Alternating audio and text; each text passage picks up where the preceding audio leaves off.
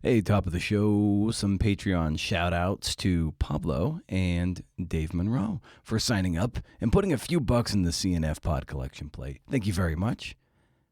Means the world. It really does. If you want to join in on the fun, visit patreon.com/CNFpod. Window shop, pick a tier. Some get phone calls with me because sometimes you just need to talk it out, man. And okay, but listen, got a little placeholder here for a promotional ad with the Power of Narrative Conference, celebrating its 26th year on the last weekend of March 2025. 300 to 400 journalists from around the world are coming. Keynote speakers include Susan Orlean, Connie Schultz, and Dan Zak. They're going to deliver. They're going to bring the heat. They're going to bring the knowledge, man. To learn more, visit beyond.bu.edu. There will be a discount code soon for listeners of this podcast. But I just want to prime the pump. I want you thinking about it. It'll be here before you know it. I'll be there. I'm going to be talking. I'm going to do a thing. Yeah, me. Your boy, B.O.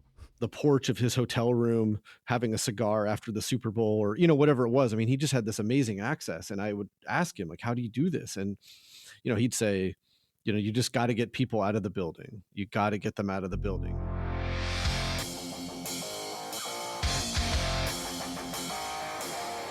Oh man, I've been listening to a lot of Lamb of God lately because their lead singer wrote a new memoir and he's going to likely be on the podcast. And my tinnitus or tinnitus, whatever the fuck it is, it's on like ludicrous speed. Hey, this is the Creative Nonfiction Podcast, the show where I speak to tellers of true tales about the true tales they tell. I'm Brendan O'Meara. We're closing out the year here at CNF Pod HQ, and my God, we got a certified banger.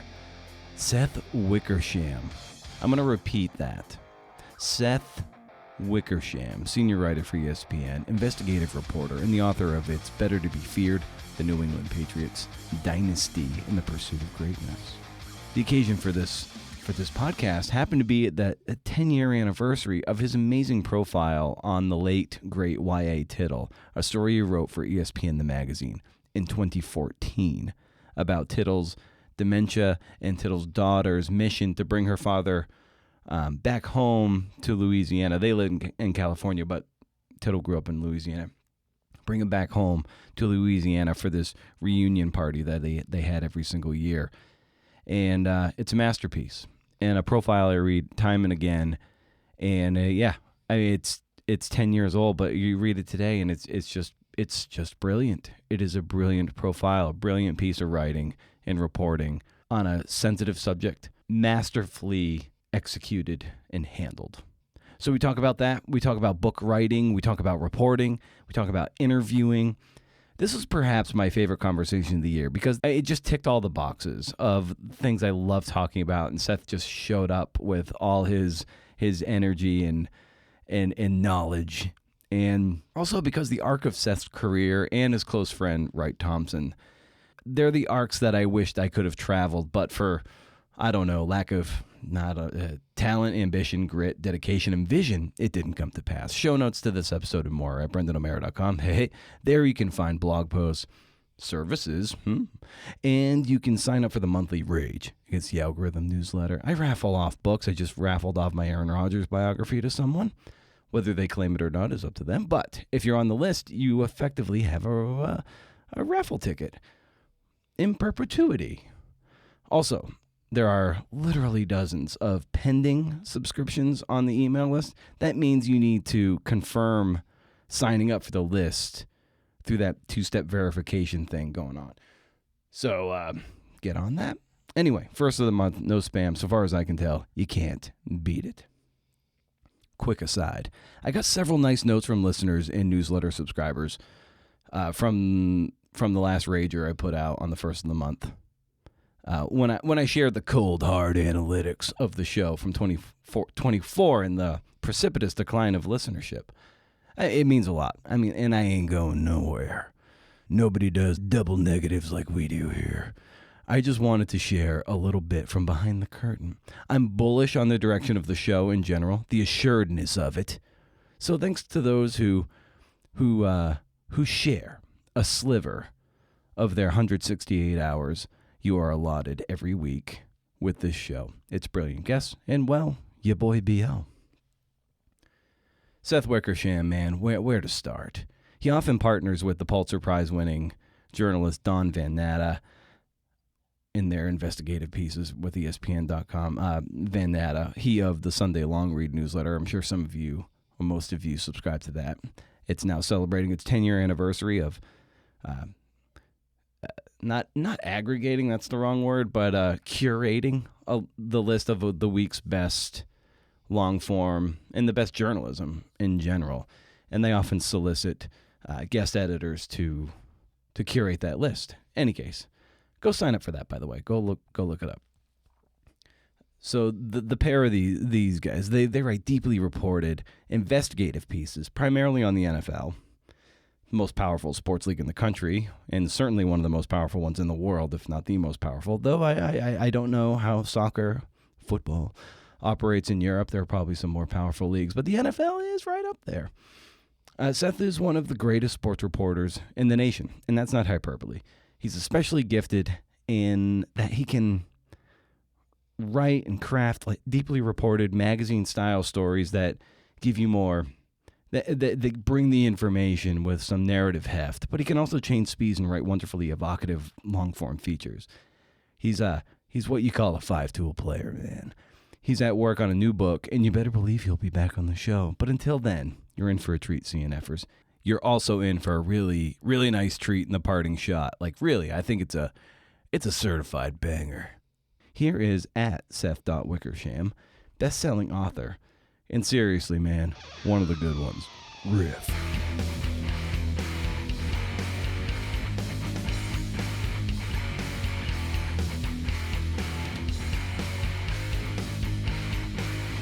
True, and then you get to a point, and I know you've dealt with this, be it the longer investigative pieces or even the features, and certainly the book work you've done, where you're just the idea of having to go back and like start over for your 10th revision, or it's just it's something that it fills me with so much dread to just go back to the start again and go through and have to. I know it's all in service of a better product in the end, but it's just like the thought of having to always go back and do it again and do it again. It just it drives me insane. It's no way to live.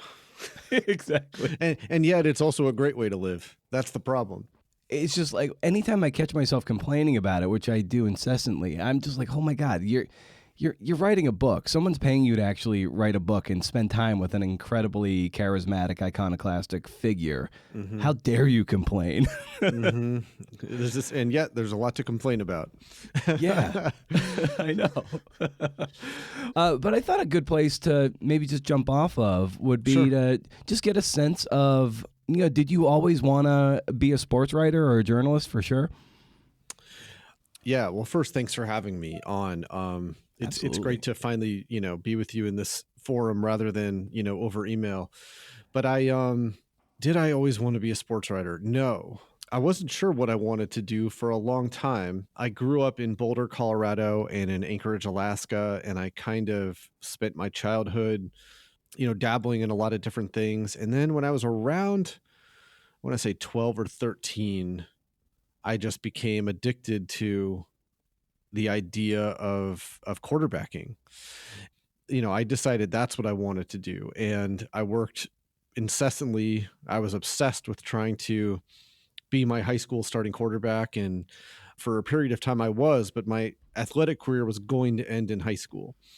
And when I graduated, I didn't know what to do. Now in high school, I had also written for the student newspaper for 4 years. I actually earned my letter in journalism before I earned it in sports, which probably should have been a big, hint right there.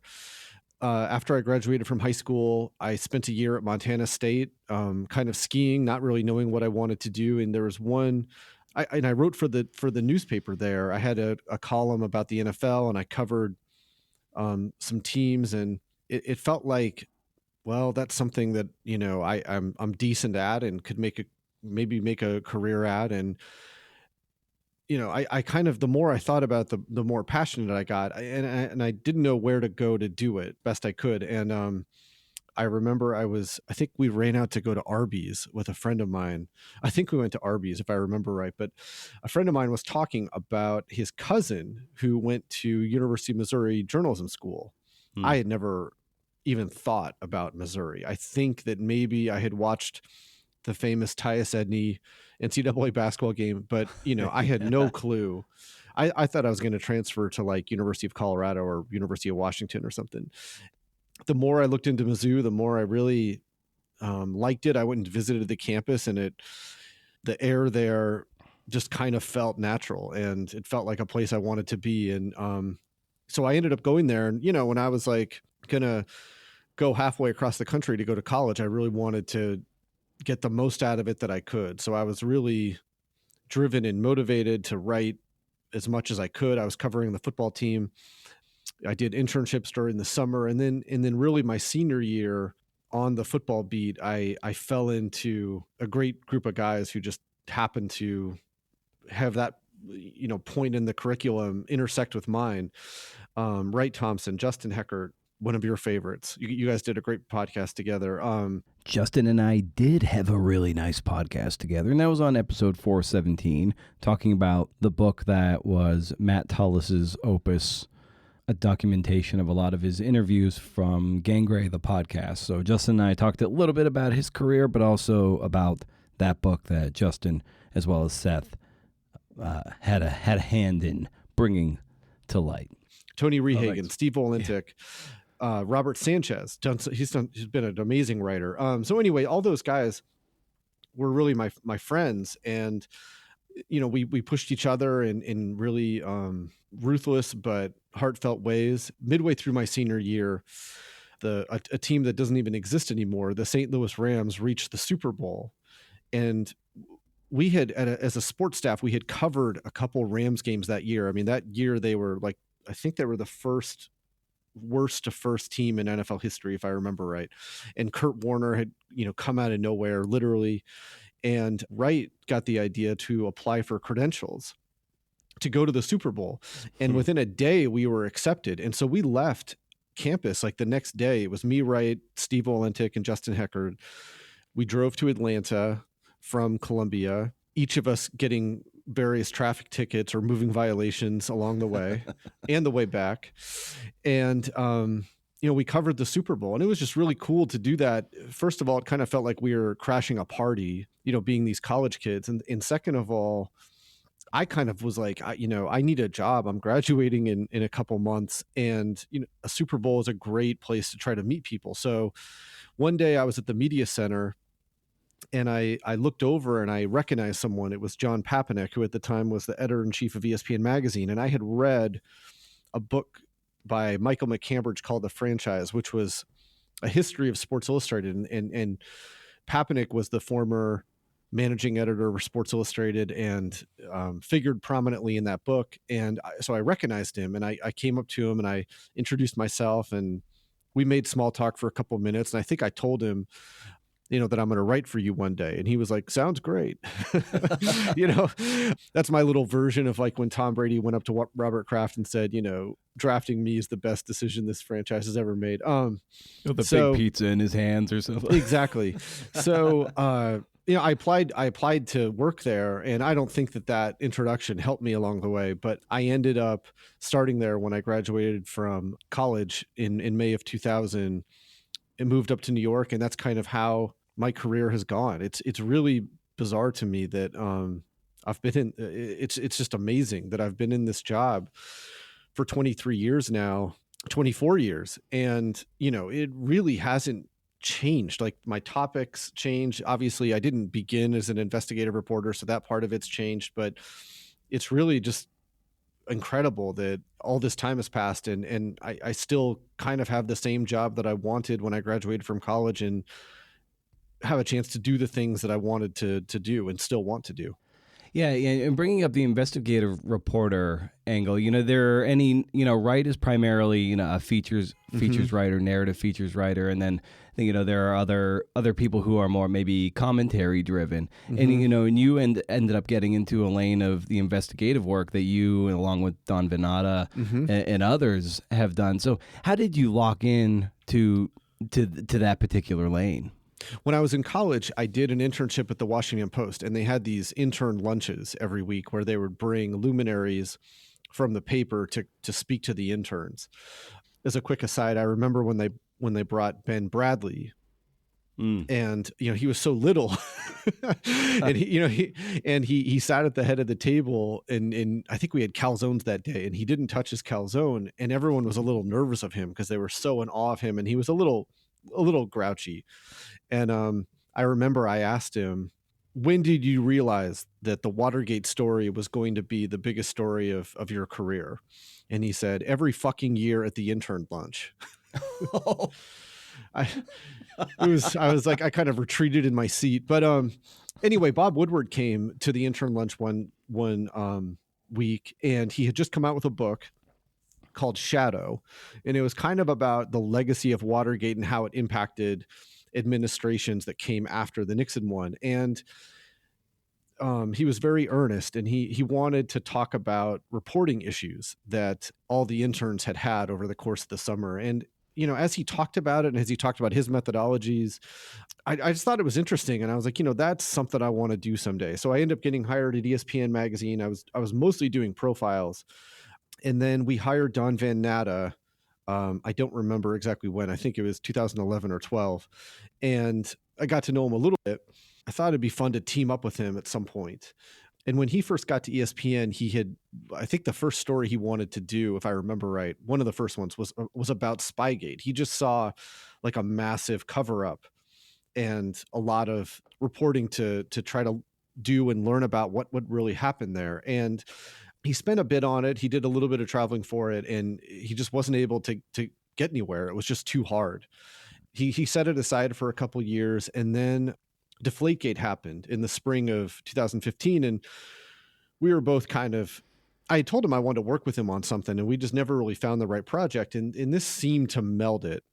His gut kind of told him that the punishment that Tom Brady was getting went back to Spygate. So I called an owner, and he was like, oh, absolutely, this is, it was time for a makeup call for how Spygate was handled. So we saw a big story there that we could collaborate on, and we both worked our asses off, and we put out a story that came out in September of 15 and really told the secret history of the Patriots cheating operation and the cover up by Goodell, and how it looked like the league was complicit in the cover up, and how that came back to haunt the Patriots when Tom Brady got busted for a pretty minor infraction. And so that was fun, and we just kept doing it. Like, then all of these teams were relocating, the Chargers, the Rams, the Raiders. So, we tried to tell the inside story of how the politics of those relocations worked and how power worked in the NFL. And then in the fall of 17, Trump, president at the time, came after the kneelers, and all of a sudden the NFL was just in the president's crosshairs. And we, really wanted to, own that story as best we could. And so we wrote a couple stories about how things were handled inside the meetings. We had you can't have the inmates running the prison reporting from Bob McNair that he said in that meeting. I remember exactly where I was, where I learned about that. That was when I learned that detail. I mean, that was a funny little reporting story in its own. So anyway, that's how I became more in the investigative space. And Don and I have worked on a lot of really hard stories together, a lot of stories that had high degrees of difficulty. The CEO of Disney, Bob Iger, was in one of our stories when he kind of led a failed attempt to relocate the Raiders to Carson, California. So we had to write about him. Okay, so why that's a big deal? Bob Iger, overlord of Disney, and Disney owns ESPN, and Seth and Don write for ESPN. So you can see how thorny that could get. So, it's been a fun adventure, but that's kind of how I got interested in that space and what I've tried to do with it.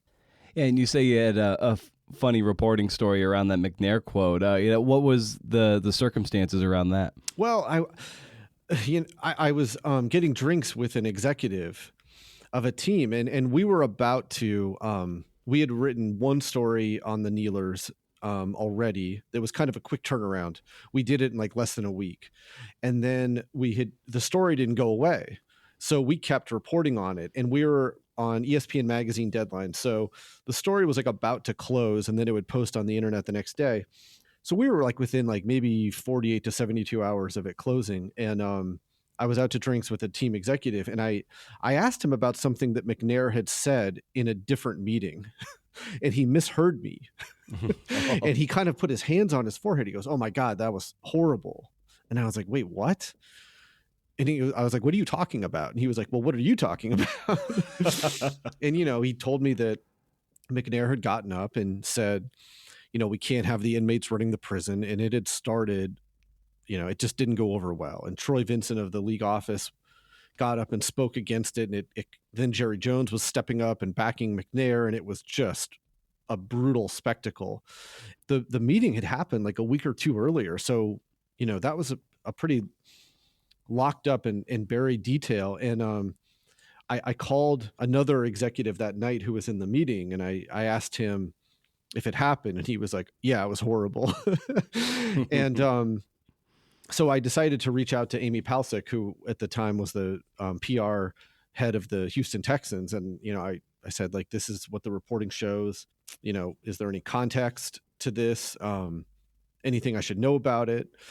She was like, "Give me a morning." And, she was able to get me some context and how McNair felt when he said it and what happened afterwards. And so we were able to add all of that into the story. And then I think it published like a day or two later. And that was a pretty wild couple days. It was a big piece of reporting that transcended sports. LeBron James was talking about it. Jay-Z was talking about it.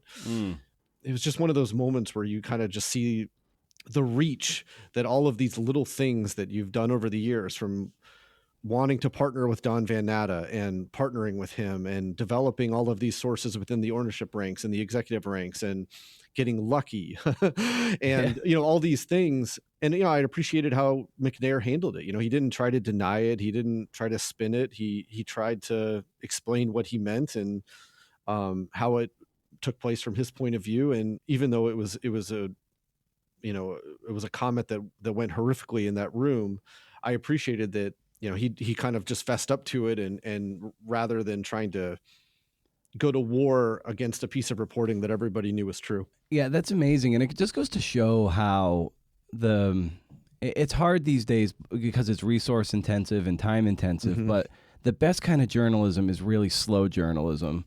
The information you were able to dig up here was a result of building a body of work and your reputation over the years, but also being able to, just sit and have a drink and a conversation with with a source, and then you're able to cobble together that information over time, so to speak. It is a slower burn, but it leads to better work and better journalism. Yeah, no doubt. I remember when I was in college, I met Michael Silver, who was at Sports Illustrated, and he was doing, so many awesome profiles. They'd all begin with John Elway sitting on the porch of his hotel room, having a cigar after the Super Bowl or, whatever it was. I mean, he just had this amazing access. And I would ask him, like, "How do you do this?" And, he'd say, "You just got to get people out of the building. You got to get them out of the building." And, so I always kind of kept that in mind. If you can meet someone, it's always preferable to meet somebody in person rather than do it over the phone. Sometimes you have no choice. You have to talk on the phone, but and if you can meet with someone, to do it somewhere a little bit more relaxed outside of the confines of the building, whether it's a player, coach, executive, whatever it might be. So all those things kind of came together in that moment. Yeah, I think the great investigative journalist Corey Johnson talks about that too, and he's very big on door knocking. It's very old school journalism, just like face-to-face handshakes. And nowadays with social media and even just Zoom, everything is so digitally detached that we almost forget that it's journalism at its best is a human business and a person to person business that Mm-hmm. tells great stories, and it's built on trust, and trust is best manifested face to face. Yeah, and it's difficult. I've learned a lot from Yeah. Don, but one of the things I learned is, he kind of, we have fact checkers at ESPN who help us with things, and they're always incredibly valuable. And Don, kind of fact checks his own work at times, right before the story comes out, where he'll call a source or the subject of the story or whatever, and verify a couple more things, or pieces of reporting that we have, and kind of just tighten the screws just a little bit tighter. And it's really it was one of those lessons that I learned that I really appreciated, because he kind of helps get a lot of the arguments out ahead of time, and the Mm. source might disagree with the piece of reporting it is or whatever, but like before the story prints and before the world sees it, Don gives them kind of another chance to verify things or to add context or whatever. And I never done that. And watching him do it was eye opening for me. And it was just another example of, you mentioned time, and just having the time to be able to do that. And often you get, a lot more great stuff in those last, hours before the story posts online or heads off to the printer, and again, it's like, just having the blessing of the time to be able to do those things has just been, it's hard to imagine doing it a different way. I imagine that's really panic inducing too, because on the one hand, it's a very rigorous process, Mm-hmm. and you're giving them like another reason to refute it or be like, I don't want that. I don't want that said. Well, that's terrifying unto itself, because you might have some really good things, and they're like, I'm not comfortable with that anymore.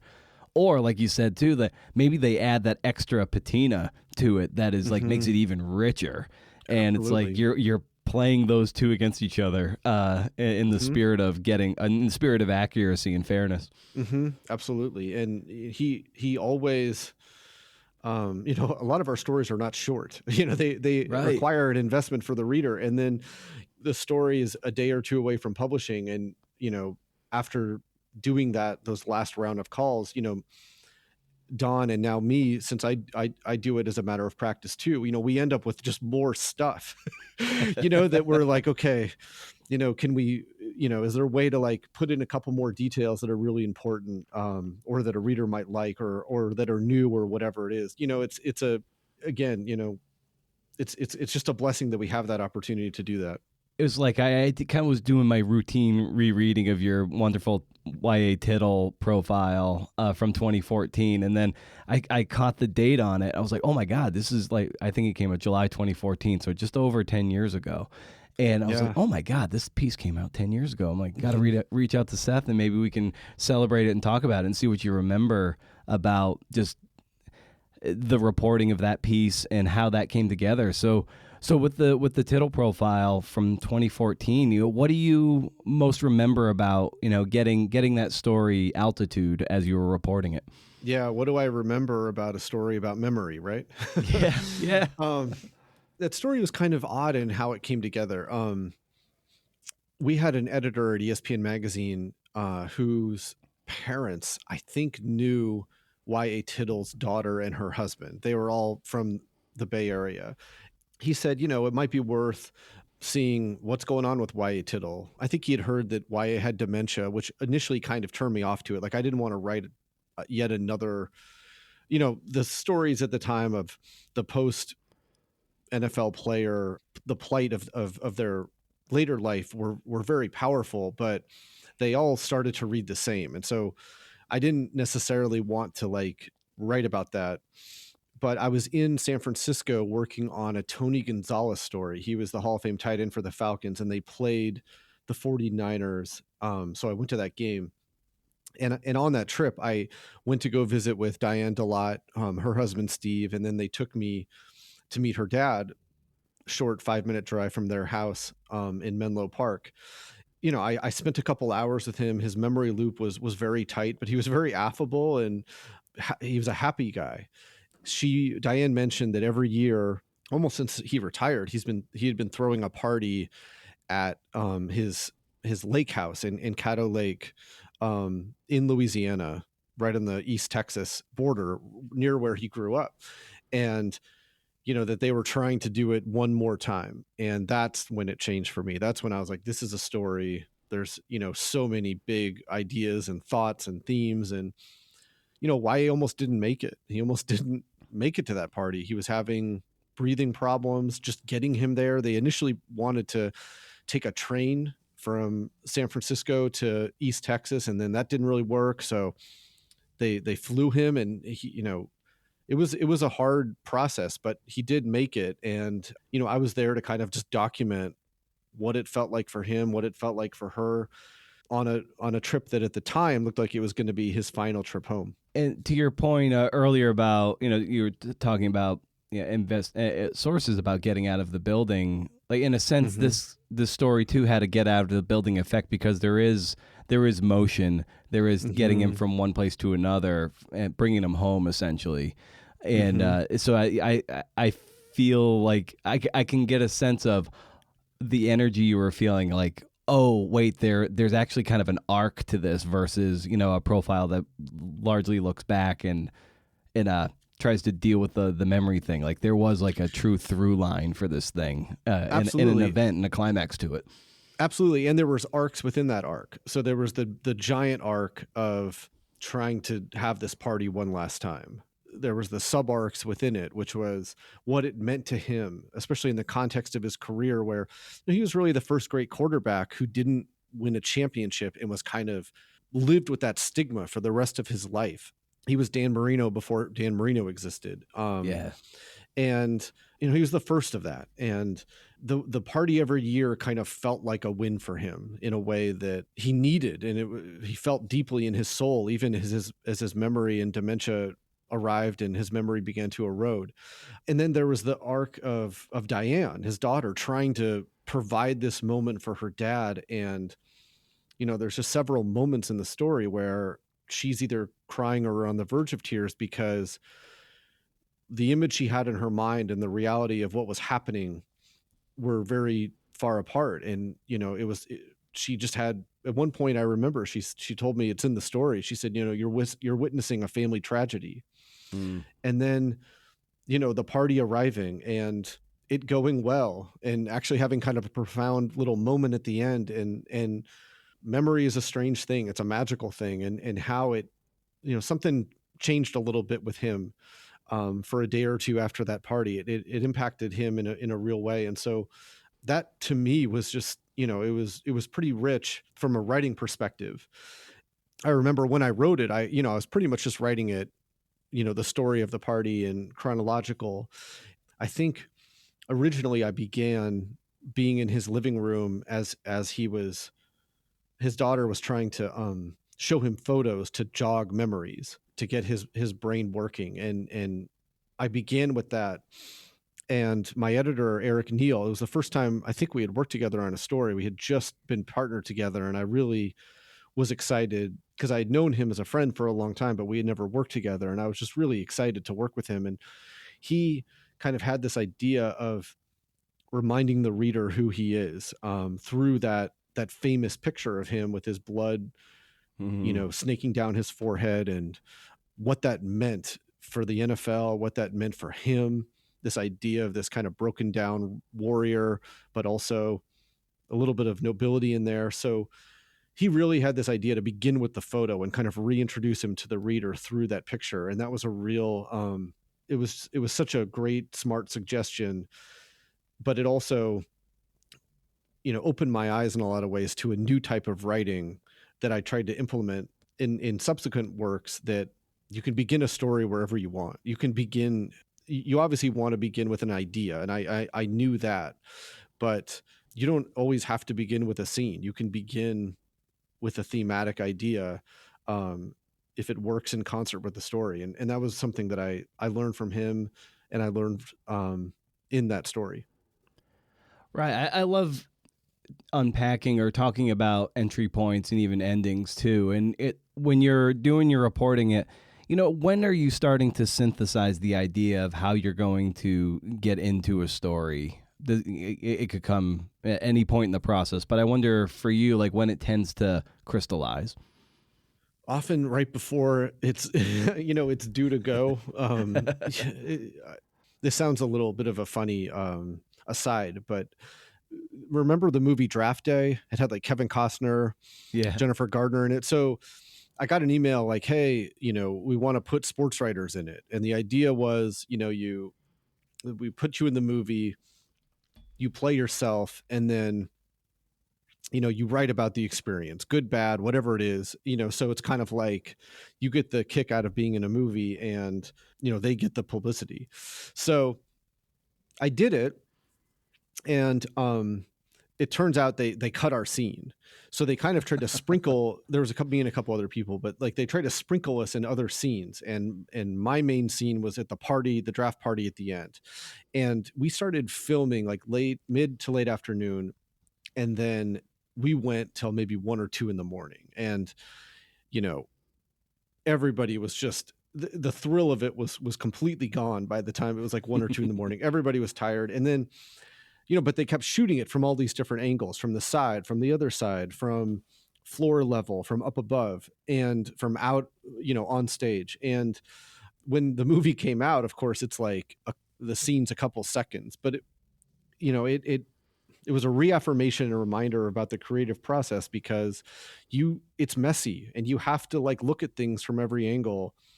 And then eventually you'll decide which one works best. And I think that the one thing that, if I've learned anything about writing over the course of, doing this professionally for a couple decades now, you have to embrace the messiness of it. And that's hard to do at times because it's not efficient. It's not always enlightening or fun, but, these things tend to work out. And for whatever reason, for me at least, often before a story goes, I see it much clearer than I did from however long I was working on it. And I can see pieces of it that maybe don't need to be there, or a point that I wanted to make, finding the exact words to make it that much more specific. And, I wish that there was a way to speed up that process. You and I discussed books earlier. I'm writing a book on quarterbacks right now. And the process of it for writing it for me has been so much harder than my first book on the New England Patriots. It's like a daily reminder that I got to embrace the process. I got to embrace the messiness of this. Oh, 100%. It's I've beat the shit out of myself over the last year and a half or so, like with this rough draft that I had of the Prefontaine book I've been writing. It was 160,000 words. It was disgustingly big with no shape, and I hired an editor. I'm like, I got to get this down to at least under 120,000 before I send it off to my big book editor. Mm-hmm. And we did, and then right now it's in a place where it'll probably be around 105, which mm-hmm. is a nice length for a biography. Mm-hmm. But like I've written about this in my journals a lot. It was just like kicking the shit out of myself for even having to have written 160,000 shapeless words, and then to get it into a place where it's like it's starting to look nice. Mm-hmm. And it's like, why couldn't I have made it look nice from the start? But the fact is, like, to your point of embracing the messiness of the process, like those 160,000 words, at least for this book and for me at this time in my life and career, it needed to happen. And you have to just kind of surrender to that and not kick the shit out of yourself for that being such a bloated mess. It's like mm-hmm. that needed to happen to get to where we're getting now. Absolutely. And, there's such an importance in not stopping. Yeah. When you're writing a book, the worst thing you can do is stop. Like, you just have to keep going. You can always go back and fix things once, twice, 50 times, whatever it might be. You can always go back. But if you stop and if you lose momentum, it's really hard to get it back. And Wright has a new book coming out next week called The Barn, and it's really a beautiful book. Yes, it's The Barn, A Secret History of a Murder in Mississippi by Wright Thompson. It's been out for a while now. You've probably heard about it. Ton of buzz around it. Lots of coverage. and deservedly so. He is a master, and that book is spectacular. And he sent it to me as he was writing it. Almost, for me, the experience of it was almost like a blog, because he would send me each section that he wrote every day. And he ended up sending me about 260,000 words before he went back and cut the book basically in half and then tightened it from there. But it was just a reminder that, like, the most important thing to do is to just keep going. Like, the quarterbacks say on 2-minute drives, like, no negative plays.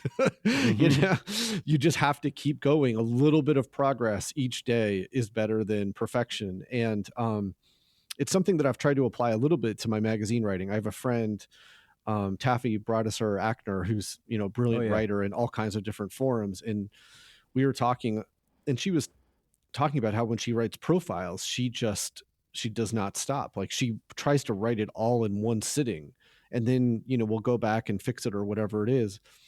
That's hard to do, but I do think that there's a lot of virtue in that, and as best you can, just keep going. Just keep going. You can always go back and fix things, but don't lose, creative momentum. Absolutely. Yeah. And there's, in the tittle piece, my favorite moment in the whole thing is when, Diane, and YA are at his high school football field, and she needs to get out and run. And that's such a touching moment of the stress that dementia puts on a family, and that release that you just need sometimes to get out from under it. And just I'd love you just kind of take us to that scene and how you chose to report that out, like when to follow and when to give space, and how you decided to handle that. Yeah. So we were driving around, his hometown. We went to his old house, and, he thought he still owned it. He'd ask Diane, what are we going to do with this property anyway? And she was like, Dad, someone else owns it. And it was really hard for her. And then we snaked, through town, Marshall, Texas. And then we rounded a corner, and he recognized his high school, like, right away. He goes, this is the old high school, and that's the old football field. And Diane kind of looked at him. She was like, that's the football field. And he was like, yes. And she just got out of the car, and, I remember there was like broken glass on the ground, and it wasn't like the prettiest scene, but she, that was where her parents had met. They met in high school, and her mom was a cheerleader on the football team, and, he was obviously the star quarterback, and she just felt this huge need to connect with that, to connect with, the ghosts that were there on that field. And she got out. We all got out and walked to the field, and then she just took off her shoes, and she just ran from one end zone to the other. And she needed to do that for her spirits, to connect with whatever it was she was trying to connect with. She was just so full of life when she did that. And shortly after we got back in the car, we rounded a corner, and already his memory had blanked. And, I remember he said, did we go by the old high school? Cause, that's how much of in a grip dementia had him at that point. Yeah. That moment, really, really struck me. And, just, and the way you handled it too, which I think is, speaks to your capacity as an empathetic and sensitive writer, but also as a reporter, like, so as you're documenting the stuff, filling up your notebook or breaking out your recorder, how are you just handling it? Because it is a very sensitive, delicate family story you're working with here. I just, I had my notebook out the entire time. Diane is a writer. She's a poet. She kind of understood, what I was there for. And I just kept taking notes. I did use a tape recorder intermittently throughout it. It just kind of depended on, the situation that we were in. Some of it was just, you hang out with a lot of people. There's often like a lot of silence. And so, you want to capture the silence, but you don't always have to have a tape recorder going during it. That's kind of just how I handled it. Like I just constantly had my notebook out. There was one moment when I put it away late in the night, people broke out guitars and they were playing songs, and it was a big moment in the story. And after I had seen Why I Start to Cry at a song that was being played, I don't know, maybe it was like a half an hour later, someone, you know, handed me the guitar and asked if I wanted to play a song. So I did. I think I played Highway Patrolman by Springsteen. And that was the only time I put the notebook down. I had to be a participant for just a second. I'm something of a notebook nerd, and I love tactile paper stuff, and I love the tools of reporting. And so what are the things that you like to lean on? You know, be it notebooks, writing utensils, even voice recorder if you lean on those every now and again. Yeah, I mostly use a notebook that's about the size of an iPad because I put the iPad underneath it. So I have the iPad running, recording. I'll often use my phone to record too, just in case one of them doesn't work or whatever it is. But, you know, having the iPad there under the notebook as I'm taking notes, I find is like pretty compact, you know, and easy. And it's, you know, everything's kind of congruent, like it fits together. There's not paper falling everywhere all the time. So that's kind of how I do it. Nice. Yeah, when I was talking to Darcy Frey, who's wrote the masterpiece The Last Shot, 30th anniversary of that this year, having come out, and he made a decision very early on in his career that he would just be like pen and notebook guy. Like he wasn't going to use recorders, and it was just a decision he made. And so The Last Shot is reported in that capacity, and like he's often in his car driving these kids around. And I asked him how are you doing this? He's like, because they're all talking and bantering, and he's like, yeah, they'd be talking, I'd be trying to keep it in my head, and we'd hit a stoplight, and then I'd get out my notebook, I'd scribble everything they said from my memory before the light turned green, and then it would be like the next block, and he just kept kind of like doing that. And that was just one example of how he maintained, you know, his ethic of not using the recorder, but still trying to get everything down as furiously as possible. It's crazy. Yeah, it's a weird role that we play, and a weird role that the notebook plays, you know, in those social situations. I think, was it Gay Talese who said, you know, that he never took notes and he would just remember the things that mattered.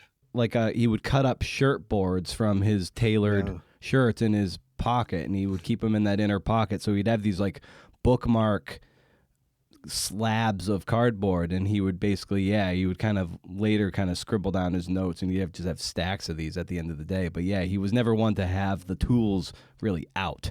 Yeah, I guess, you know, to each his own. I just find that like the more detail you can capture in whatever moment you're there, you know, that's what you're paid to do. You know, your job is to like take the readers where you are, and you often need every sense, you know, available to you to be able to do it. And so, you know, when you record, you have the peace of mind that you have a record of it, an accurate record of it. And it liberates you to take notes on other things, knowing that the recorders are going. At times the recorder is obtrusive, at times it doesn't work, but, you know, for whatever it is, that's kind of like how, you know, it's worked best for me.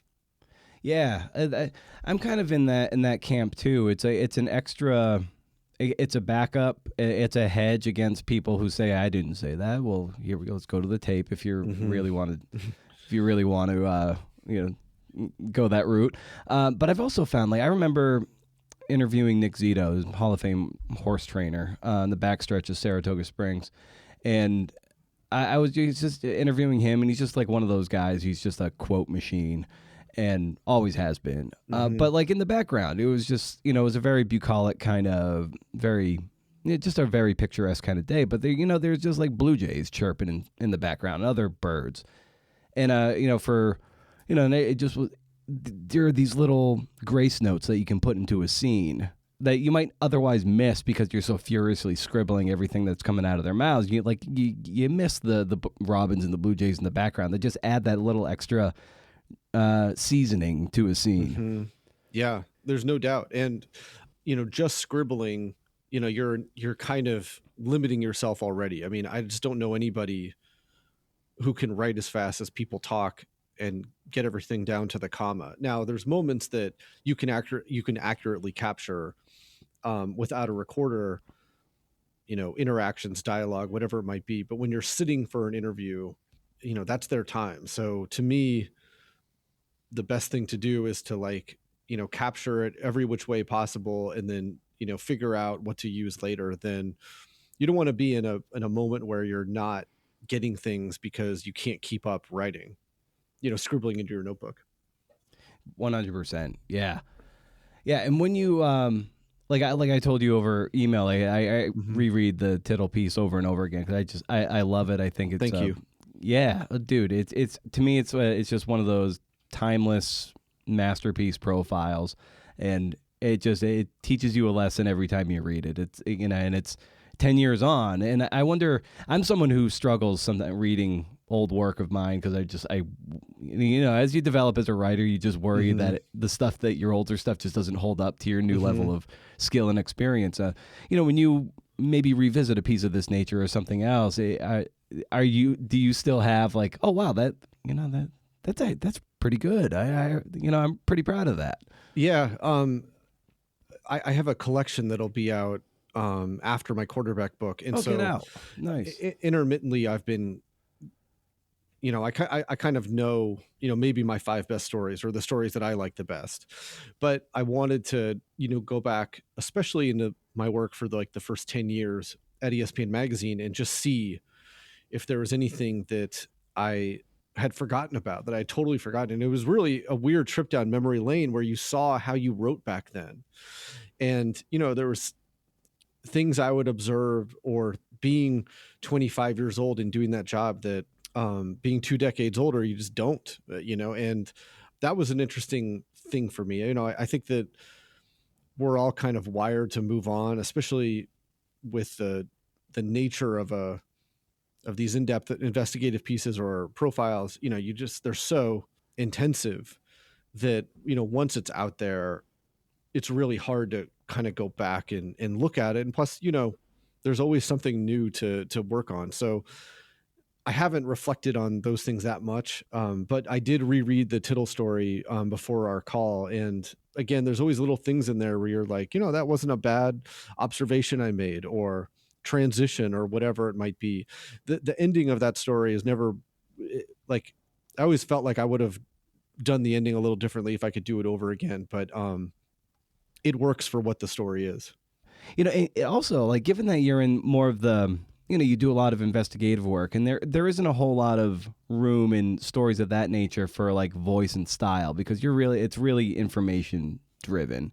And a profile like Tittle, that gives you a chance to have some more voice and be a bit more stylized, even though you tell it sensitively and pretty straight. But getting a chance to write profiles of that nature, does that give you a sense of a bit more creative bandwidth, creating a bit more leash to express yourself in that particular way? The investigative stories, I want them to always read like a magazine story.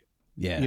I don't want them to be a report. I need to have them be a story and explain why this matters now and why you should care about it. And, but there are limits to that. Whereas there's no doubt that when you're writing a profile, you can play around a little more. Like when I'm stuck, I often write just pure first person, and then maybe I'll go back and take the first person out, or take 90% of it out. But I find that, your observations tend to come out a little better when you're just kind of free to just put them on the page. Again, these are just all these little tricks that help manufacture that creative process.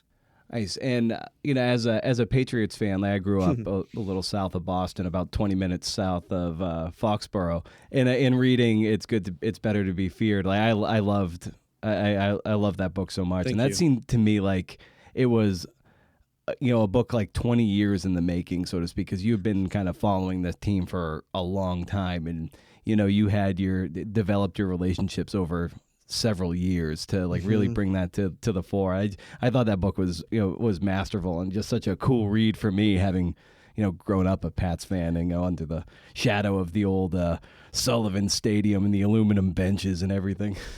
Yeah, no, thank you. And it's thank God, because thank God I had that 20 some years with them because I had to write it during COVID. I thought I was going to be doing all this traveling, visiting all these people, going to all these games. And then the world kind of shut down, which kind of simplified it in a way for writing, but, freaked me out from a repertorial standpoint. And, Yeah. if there's a lesson there, it's like, don't throw away notebooks, don't throw away transcripts, don't throw away, keep that stuff. And because when I was able to go back to the various times I had met Brady, when he was just starting for the team and wasn't sure he was going to finish the season as a starter, to, he was a Super Bowl winner dealing with fame, to he was a global superstar married to, a woman who is the best in her profession, also two alphas kind of sharing a household, and, wondering how he was going to break out of this plateau that he had in his career, where he was, plateauing at the highest level possible, but still plateaued and not winning Super Bowls, even if he would get there, to, being at a Super Bowl party, all these things, all the times I'd interviewed Belichick over the years, those words and their statements meant something different with the passage of time and kind of knowing how it was going to end. And so that was invaluable. And, even though like, I didn't, Brady, I think, sat down to do a book interview with someone over the years and, gave him like 40 minutes or something like that. I forget what it was. And even though I didn't interview Brady for my book specifically, I would have rather had, the experiences that I had over the years, when our paths would cross, when we would talk, when I would work on stories on him specifically, and just sort of having that material to draw upon, for a project like that, much rather than, sitting down for him for 45 minutes where you could probably hit a lot of topics, but not get deep with any of them. How do you file all your old notebooks? So yeah, like for this instance, you're like, oh yeah, I have a notebook from 2002 where I spoke with Brady. Yeah.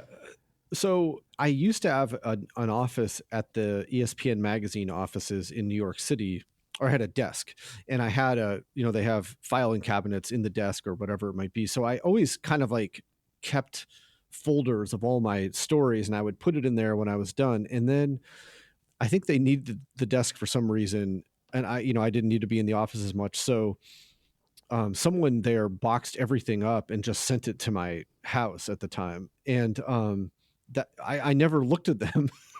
Like that's where they were, and I never, we've moved since then, and I took the boxes with me, but like they were up in an attic, I think, at my current house in Connecticut. And, I had to dive in to try to find them because they weren't that well organized, in the boxes themselves. So it's kind of a funny trip down memory lane too, where, I'd see files from stories that I had forgotten that I had written, or all these court records from a story, whatever it might be. Sometimes the files would be pretty thick, but that's kind of how I did it. I wish I had a better organizational system. I tried to be much more organized with my quarterback book than I was previously. That segues nicely into something I just want to talk about, just from your experience of having done book one and then getting into book two. What are some lessons that you've carried over from book one that are helping you in book two, even though book two is its own beast? Yeah, I might be better equipped to answer that in a year. I feel like I'm in the bunker with it right now. I would just say that, like, it's like you just cannot stop.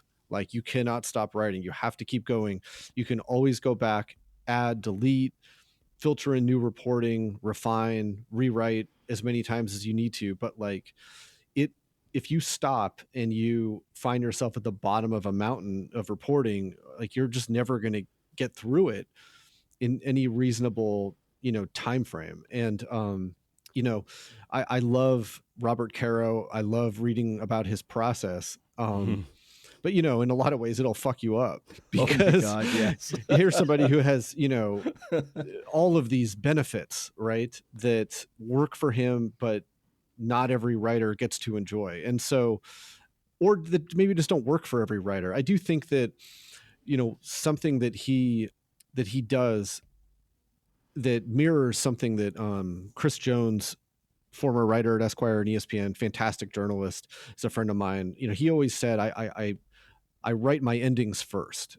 And I had never done that in my career. I probably had been doing it for 15 or so years before I really saw him talk about that and thought about it. And Caro always writes the last line of his books also and first. And I don't always write the endings, but I do think there's a virtue and a value in knowing how you're going to end the story, because it gives you a destination. And, you know, if you're heading there, you can take whatever detours you want, or side roads or main roads, whatever it might be, but you know where you're going. And by virtue of the fact that when Brady left the Patriots, I knew the Patriots book might end there, although it didn't. He ended up winning a Super Bowl, of course. So, you know, that was a better ending. But I knew that how this thing ended, like he left the team. And then with the quarterback book, it's way more thematic. But, you know, I did know the notes that I wanted to end it on. And so I think that, like, as much as those two projects can have in common, like that's kind of the takeaway that I took from it. Nice. And you know, primarily the listeners on the show are writers of all ilks, of definitely in the nonfiction milieu, if you will. And I wanted to bring this down for a landing by just asking you, you know, some of the, well, either maybe the best advice you've ever heard or asked for, or, and you've offered some brilliant insights already, or just advice that you've just earned from just hard earned through doing the work. You know, what might be one of the better things you've learned over the years. You know, the writing advice, I think I've said already, so I don't want to repeat it. I will say that, like, you go to Mizzou, Syracuse, USC, you know, all these great, you know, Northwestern, these great journalism schools. I never learned how to ask questions. I never learned how to report. They kind of just throw you out there. And I want to say maybe 10 years into my ESPN career, around that time, ESPN hired a guy who was an interview expert. His name was John Zawadzki. And they made anybody at ESPN who might ask a question take his course. And it was like 2.5 days, and he had truncated it. And, you know, you have a lot of established, successful people in that room who were very defensive about their methods. And when I listened to Zawadzki talk, I thought that his methodologies and his ideas were really smart. Like, I don't think they solved every problem for you, but they gave you a better chance of getting good answers. And although he kind of tailored it for TV, I thought there was a lot of places to apply it in print journalism. And, you know, his methodologies are very simple. You know, ask lean, open, neutral questions. So lean, short questions. Neutral, don't put buzzwords in there that they react to rather than answering the question. Open questions. So who, what, when, where, why, how. You know, you want people to explain, and then you ask them follow-ups based on those answers. And I think that, like, you know, he retired from ESPN. I'm sure he still does seminars, but, you know, I refer to his methodologies quite a bit. And he was the first one who helped me understand that questions are tools, and, you know, you deploy certain ones at certain times. And I think that, again, you know, you watch presidential debates or, you know, news shows or whatever it is, and you see how many interviews that maybe could have provided better answers if they had asked questions just a little bit differently. Well, yeah, I think there's a tremendous insecurity on the part of the interviewer to want to sound very intelligent. And yeah. Yeah. And there's also like a conversational aspect. Well, you know, make it conversational. I don't really, you know, there's all these people who are like, I don't really ask questions. I just have a conversation. And, you know, I guess that works for some people, but, like, I've always, you know, I think that you can do both of them at the same time, but I think that you're there to learn from the person. So what's the best way to learn from them? Obviously, you want to report with your eyes and your ears and all of your senses, but you want to tap into what they have to say. I remember I interviewed Belichick once, and, you know, I'd interviewed him a couple times, and I always felt like my interviews with him didn't go well. Like, he was polite, but, like, there was just something where I felt like I wasn't really nailing it. And then after I had taken Zawadzki's course, the next time I was interviewing Belichick, I really tried to, you know, deploy those lessons and tenets to this interview, where it was really based on having a plan for the interview, knowing what I wanted to learn, asking questions that got him talking, and then asking follow-ups based on what he said. And with someone like him, who's been in pro football longer than I've been alive, I realized what he reacts to viscerally is interjections of opinion or assertion or whatever it might be. And that turns him off. Meanwhile, though, if you make him talk and get him going a little bit, almost any question can be asked within the context of the things that he's saying, because you're listening to what he's saying and your curiosity is based on his words. And that one stands out, in terms of like, this is when this stuff can work the best. Yeah, just one more thread on that. I violate this frequently, though I like to think I don't do it as often because I'm aware of it. But it's a great peeve of mine is, and you see it more in the podcast sphere, is people ask a question, then they basically answer it for the person. Yeah. And then sometimes they'll ask the same thing again, in which case they've just led the witness and they're just going to basically parrot what you said. Or you've talked such a word salad around it that you ask an entirely different question than the one you started. So you just need to have a really good shot clock right off the bat and get out of the way. Yeah, lean, open, neutral, because again, there's sometimes that someone might look at you when you violate all of those things and, they're just like, what's the question? Like, what are we talking about here? Like you can lose track of even what you were trying to do. It's just asking, why is that? What happened next? How did that come to be? Whatever it might be, those questions can be really effective in the right situations. And it helps earn trust. People are always like, oh, I have these conversations, so we have a rapport.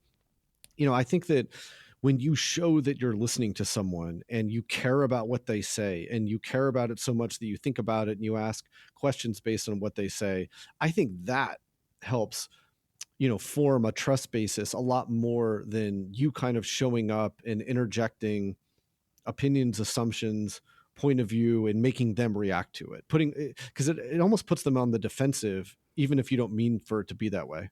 Oh man, that's one wonderful points and brilliant insights, Seth. So man, I'm so glad we got to have this first conversation on the mics. We've been in touch for a little while now, and it's so wonderful that we were able to do this. And I look forward to doing this again in a year when your new book or whenever your new book comes out. So just Seth, thank you so much for all the work you've done over the years and the work you continue to do, and just keep up the amazing work. And I look forward to when we can speak again. My pleasure, man. I will see you in a year. Yes. Awesome. Thanks to the Power of Narrative Conference for being a promotional partner. That discount code will be coming. It is not live yet, but it will be here. It will be here soon. And I don't get any kickbacks. So my recommendation is true. I'm not selling a discount to get money in my pocket. I am doing it because they're cool. Visit combeyond.bu.edu to learn more about this amazing conference. And also thanks to Seth. My gosh, he's top tier, man. He is doing the major league work, and he carved out some time to come on this show and to talk some shop. I hope you got a lot out of it. I know I did. He was instrumental in getting the late Matt Tullis's book Stories Can Save Us to print. He's also Wright Thompson's biggest hype man. Follow Seth on Instagram, and you'll see just how much he loves his buddy Wright. I suspect it goes both ways, but honestly, there's a feature there. Throw in Justin Heckert, because they were all there at Mizzou at the same time, and you have this long-form narrative hydra. 3 of the most accomplished narrative journalists in the country, and they're still in their mid-40s. It's maybe a couple years older, pushing 50. Oh well, fuck me. What should we riff about this week? I did say at the top of the show that this is actually a really good parting shot. I'm actually in a good mood today. I don't know why, but I am. Maybe it's the caffeine. Book stuff. We're making sure certain photos don't get me or the publisher sued. Which ones are maybe just not worth the headache. Some copyright stuff, because there are some we don't know who took the picture. A certain person took that picture and we don't know. It could invite a lawsuit, and don't want that. We just want to avoid that. And it's like, is having that picture in there, is it worth the potentiality? It's mitigating risk, man. That's what we're trying to do. We're turning the screws, going to the next phase, securing high-profile blurbs, hitting the gym, the important stuff. What's exciting, too, is that my agent likes my idea for my next book. She likes the book idea, and she wants to talk about it, so we're going to talk about it in greater detail, because the dream of all dreams is to overlap your first payment of the new book with the last payment of the prior one. BO wants a VWID buzz. And, maybe be able to afford the rigors of book research, which could take, there's no big anniversary for the next book I want to write, so it could take a couple of years. I might need that money to live, man. My great lesson from the Prefontaine biography, and here's the crux of this parting shot. The greatest lesson from the book proposal was to not hold back. The big lesson is to assume the deal will go down. Throw it all into the proposal. Like, really lean in hard into the research. Research your material as if it's a guarantee. Because if you don't, I guarantee you will waste time. I wasted probably 6 months of valuable book time in book proposal drafts because I had this governor on my edge, and like my reasoning, foolish as it was, and I know this now, and I'm sharing this with you, was this: I didn't want to go balls to the wall in the event that the book deal didn't go through, and then I'd be left with this wasted pile of research. And like, why go all in if it's not a certainty? You hold back. Better hold back. Do just enough. I did that, but I think I got lucky with this book because my subject was just too juicy to fail. There's no certainty in any creative field. You have to really embrace this idea that sometimes you're just going to lean into something whole hog, not knowing if the book's going to get published, the film made, whatever it is. You can't research a proposal holding back and not fleshing out some semblance of an arc. Thing is, the more research you do, the greater your vision will crystallize, and the more authority you bring to your subject, the more evidence you're bringing to your case as to why you are the one to write this book. This shit really is Shark Tank. To use a law-ish metaphor, this is your opening and closing argument in the case for your book. Hook them, bring in your exhibits, show your evidence, lay it at the feet of the jury and the judge or the investors. Leave no stone unturned. Sell them on your talent, on your vision, why it matters to the audience, and why it should matter to them. Make no mistake, you're making art, yes, but it's also a product with legions of people behind it, reputations behind it, editing it, fact-checking, counseling you, reassuring you, pushing you, designing your cover, designing your interior. There are a lot of little hands, a lot of little sous chefs in this kitchen. It always helps for me to envision Don Draper as he makes a sales pitch to potential clients, or Leslie Knope from Parks and Rec delivering an impassioned plea with multicolored tabbed binders full of rigorous research, the most rigorous research ever done. Sure, they're fictional characters, but there's a truth to their delivery and assuredness in the face of uncertainty. In closing, if you don't want to do too much research for fear of wasting your time, I speak from a well of regret of how much time was wasted because of such a sentiment. Sure, maybe it won't sell, and you'll feel like it was all a waste. But you'll know it wasn't for lack of effort or rigor. Plus, you'll have a pile of material from which to craft something. Could just be a magazine story. It could be something. You've got marble to work with. And as Mike Ehrmantraut from Breaking Bad once said, no half measures. So stay wild, CNFers. And if you can do, interview. See ya.